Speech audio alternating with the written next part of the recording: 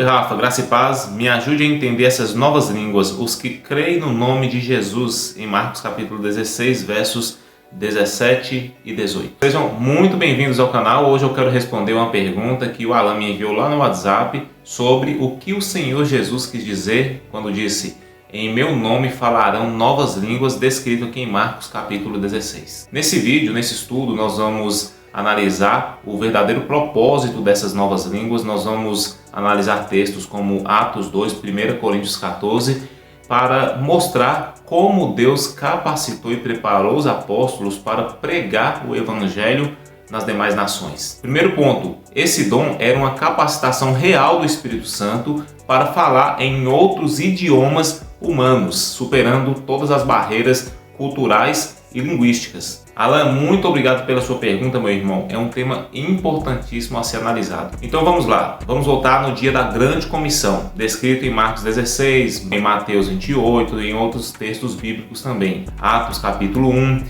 onde o Senhor Jesus ele comissiona os discípulos, os apóstolos, para uma missão mundial, a de pregar o Evangelho em todas as nações.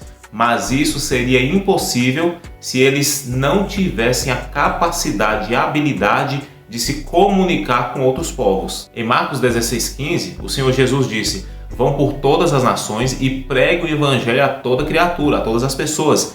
Quem crê no Evangelho será salvo, mas quem não crê será condenado. Versículo 17 diz: e estes sinais acompanharão os que creem.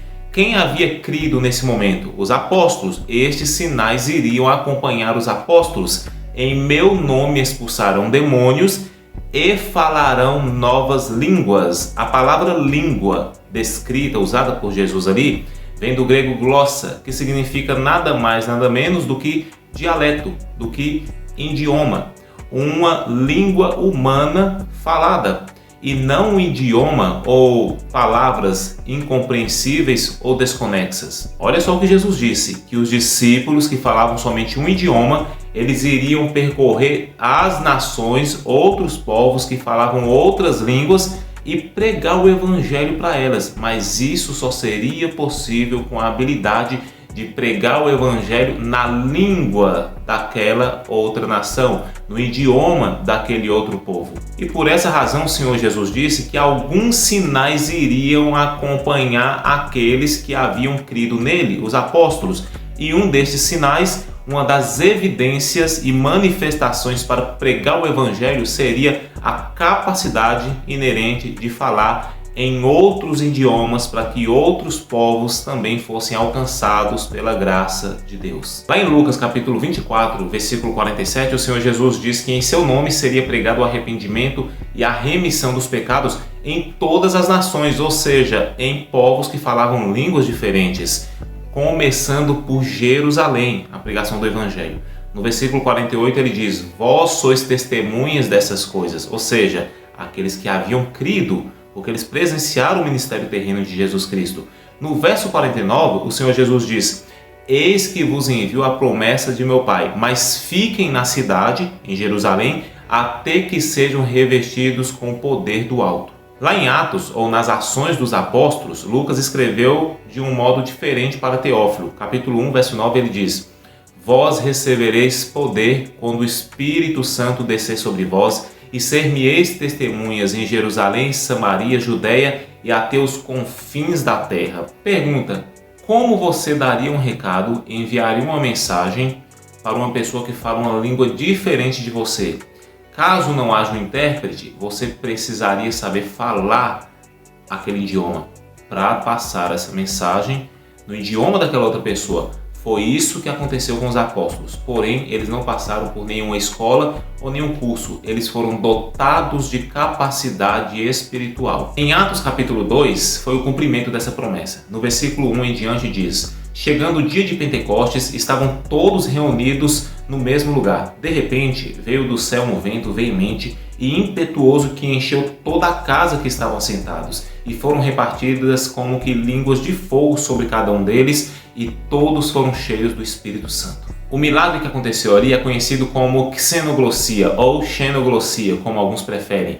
Xeno ou xeno significa estrangeiro, enquanto glossia vem do termo grego glossa, que significa idioma ou dialeto. Foi a capacidade sobrenatural que o Espírito Santo deu aos apóstolos, a habilidade de falar em idiomas ou em línguas estrangeiras, xenoglossia. No versículo 5 de Atos 2 diz que naquele dia de Pentecostes estavam reunidas também em Jerusalém pessoas de todas as nações. E nos versos 6, 8 e 11 diz que eles ouviram os apóstolos falar das maravilhas de Deus na sua própria língua materna. Breve observação: algumas pessoas acreditam que os discípulos estavam falando palavras ininteligíveis ou desconexas e os ouvintes estavam entendendo no seu próprio idioma.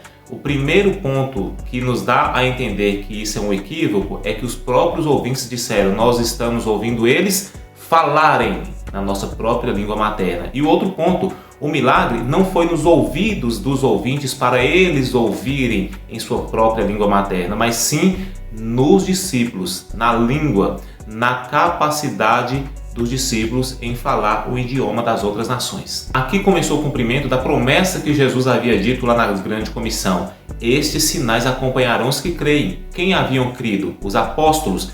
Um dos sinais começou a acontecer: a capacidade de falar em outras línguas, em outras glossas, em outros idiomas, começando aqui pelo dia de Pentecostes. O que aconteceu aqui em Atos 2, no dia de Pentecostes, na verdade foi uma reversão do que havia acontecido lá em Gênesis 11, no episódio da Torre de Babel. Lá Deus confunde e espalha as línguas dos homens que estavam se afastando do seu propósito. Em Atos 2 não, Deus dá a capacidade de entendimento das línguas e idiomas para cumprir o propósito das boas novas. Em 1 Coríntios 14, Paulo discute sobre o uso apropriado do dom de línguas ou das glossas, dos idiomas, dialetos dentro da igreja. Ele enfatiza que para ser edificante para toda a igreja, a linguagem que está sendo dita precisa ser compreendida pelos ouvintes. No versículo 11 de 1 Coríntios 14, ele chega a dizer: se eu não entender o significado da língua, eu serei estrangeiro para aquele que fala, e aquele que fala será estrangeiro para mim. Em outras palavras, o apóstolo Paulo era totalmente contra qualquer discurso ininteligível, desconexo e incompreensível para a igreja. Muito pelo contrário, ele valorizava a edificação mútua e o crescimento coletivo. Para reforçar e sustentar ainda mais essa posição, o apóstolo Paulo orienta a necessidade de intérprete para que qualquer mensagem que fosse dita em outro idioma, toda a igreja pudesse automaticamente ser edificada através da interpretação. O propósito das línguas não é um êxtase emocional, mas sim uma comunicação clara e compreensível da mensagem de Deus. Para encerrar essa questão sobre o equívoco do dom das línguas, o apóstolo Paulo diz no versículo 19: eu prefiro falar 5 palavras apenas, com meu entendimento, do que 10.000 palavras em uma língua desconhecida. Ou seja, isso indica que o uso do dom de idiomas ele deve ser racional e útil para o crescimento e para a edificação de toda a igreja. Agora, outro exemplo, lá em Atos capítulo 10, do apóstolo Pedro na casa de Cornélio. Pedro foi enviado pelo Espírito Santo até a casa de Cornélio, que era um centurião romano. Ou seja, Cornélio e os da sua casa falavam italiano ou provavelmente outra língua do Império Romano. E o Espírito Santo deu a Pedro a capacidade de falar das maravilhas de Deus e do Evangelho de forma compreensível a todos que estavam ali. No versículo 46 de Atos 10, nós vemos que quando Cornélio e os de sua casa foram acometidos com o dom de idiomas, os judeus que estavam com Pedro ficaram maravilhados ao verem Cornélio e os de sua casa falando das maravilhas de Deus. O mais provável é que Cornélio e os de sua casa, ao serem acometidos com o dom de idiomas, eles falaram das grandezas de Deus em hebraico ou aramaico, pois os que estavam com Pedro, os judeus, ouviram e compreenderam perfeitamente essas declarações. E isso seria impossível se Cornélio e os de sua casa falassem em italiano. Pois bem, para finalizar, esse estudo, essa análise nos mostra que o dom de línguas na Bíblia era a capacidade milagrosa de falar em outros idiomas conhecidos para proporcionar o maior alcance da mensagem do Evangelho a outras nações. Eu realmente espero que você tenha sido edificado com essa análise, com esse estudo. Afinal de contas, eu falei em uma língua compreensível para você. Era mais ou menos isso que acontecia lá nos tempos bíblicos. Porém, Naquela ocasião, os apóstolos foram dotados e capacitados com um poder espiritual vindo diretamente de Deus. Novamente, quero agradecer o Alan por essa excelente pergunta e se você gostou do vídeo, se inscreva, curta, comente e compartilhe. Deus abençoe a todos.